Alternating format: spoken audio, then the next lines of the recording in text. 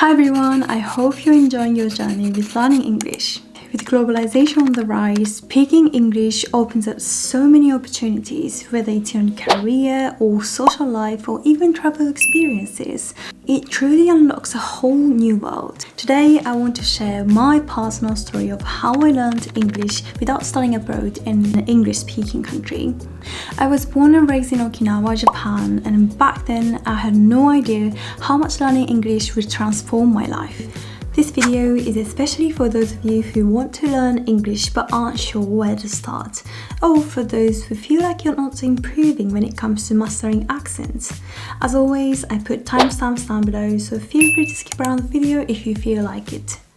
If you're new here, my name is Megumi. I grew up in Okinawa, a beautiful island in southern Japan, surrounded by the ocean and nature. All of my family members are from Okinawa. When I was a teenager, I got hooked on Korean dramas, and that passion eventually took me to Korea at age 20, where I spent a year studying at a Korean language school.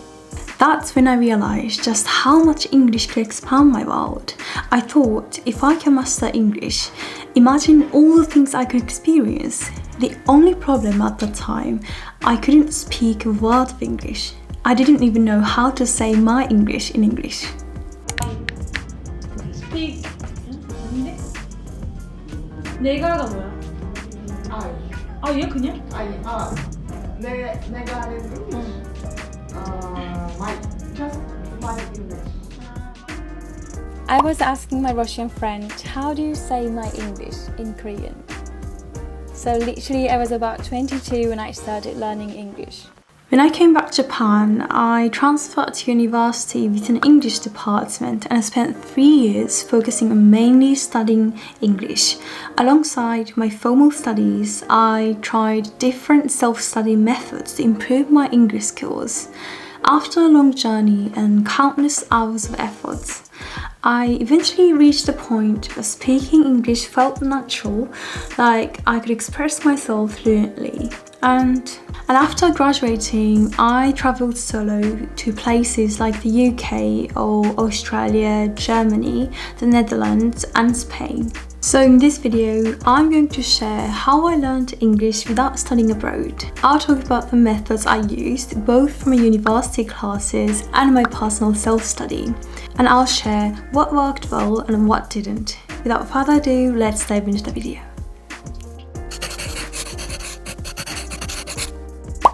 Step number 1. Have a clear reason for learning the language. Learning a language is a long journey. It's important to have a clear purpose in mind. Ideally, you fully immerse yourself in the language, living in a place where it's spoken and interacting with the native speakers. That speeds up the learning process. But still, you need to dedicate hundreds or even thousands of hours to studying and practicing. It's truly a long journey. If you're ever asked, why do you want to learn English? Your answer should be your clear reason. For example, one of my American friends who speaks several languages once told me with a big smile, I learn languages because if I can speak one, I'll be popular everywhere. It doesn't matter what your reason is, as long as it motivates you. When you have a clear purpose, even on days when it feels like you're not making progress, you can look back at your reason and get back on track. Without a clear goal, it's easy to lose your way and wonder, why am I doing this? You might even feel like giving up. For me, my goal was to travel the world. I knew learning English would give me a whole new perspective on things. The thought of how much more enjoyable my adventures would be once I mastered the language really excited me. Whenever I felt frustrated or unmotivated, I remind myself of that goal, and it always gave me the push I need to keep going. Why do you want to learn English?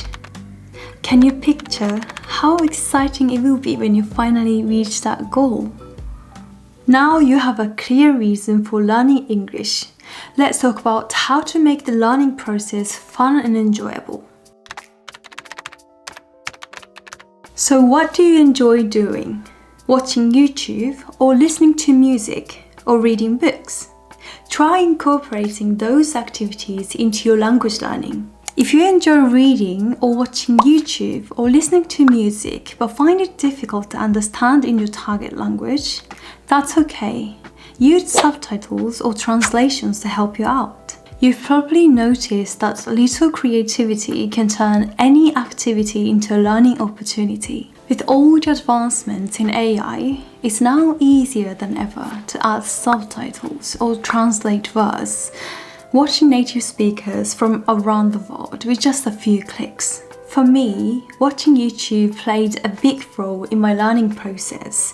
I loved watching food-related content and gaming streams and the language teachers on YouTube. I watched these videos in the language I was learning. And whenever I encountered words I didn't know, I look it up in the dictionary and write it down and re-watch the video the next day. In the beginning, I couldn't catch everything, so I slowed down the playback speed or used subtitles in both the language I was learning and my native language. Over time, I was able to understand the entire video. If you enjoy reading, keep a dictionary nearby and don't hesitate to look up words until you fully understand what you're reading. It's a great way to expand your vocabulary and improve your comprehension. But also remember to incorporate audio. Language isn't just about reading. Pronunciation and listening skills are just as important. The secret is to have fun while learning.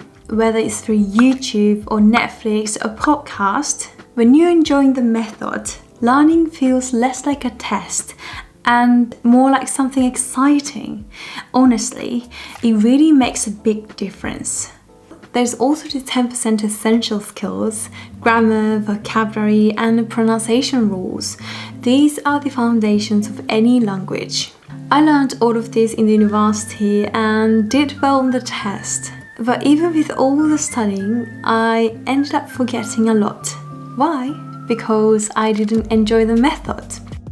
Just studying grammar and memorizing vocabulary can be boring, and if you're not enjoying it, you won't stick with it. My advice would be find a method you enjoy and stick with it. Just dedicate a little time every day, and the result will follow. Step number 3. Review, review, review. Have you ever felt like you're not making progress even though you're working hard? This is probably the most important part of learning a language. No matter how fast you pick things up, if you don't review, you'll forget. You've probably heard of spaced repetition, a method where you review materials at increasing intervals to strengthen your memory. You have to keep going over what you've learned, whether it's new vocabulary, phrases, or grammar. I personally reviewed my favorite phrases and words every day. And once I could use them naturally in conversations, I knew I truly mastered them. The key is consistency. You don't need to spend hours every day, just a few minutes of regular review. The more you repeat, the more likely it is to stick. And remember, everyone learns differently, so figure out what works best for you. For me, shadowing was the most effective learning method. Shadowing means listening to a native speaker and trying to mimic them, copying their pronunciation, intonation, and rhythm. I did this with my favorite YouTubers and language teachers, and it really helped me improve my accent, fluency, and confidence. By mimicking the way they speak, I didn't just learn new words, but I also started to understand how to think in that language and express myself more naturally. It's a technique that works wonders if you want to improve your speaking skills. The methods I've shared today are simple and best of all, free. Most of them just require YouTube and the internet. So what kind of language learning journey will you take? What challenges are you facing in your journey? Or maybe you have a fun story to share. Please let me know in the comments. And remember, language learning is all about enjoying the process. So let's keep having fun and growing together. Here's summary number 1. Have a clear reason for learning. Number 2. Mix in your passions with the necessary skills. Number 3. Review regularly. Number 4. Find what works best for you and make it fun.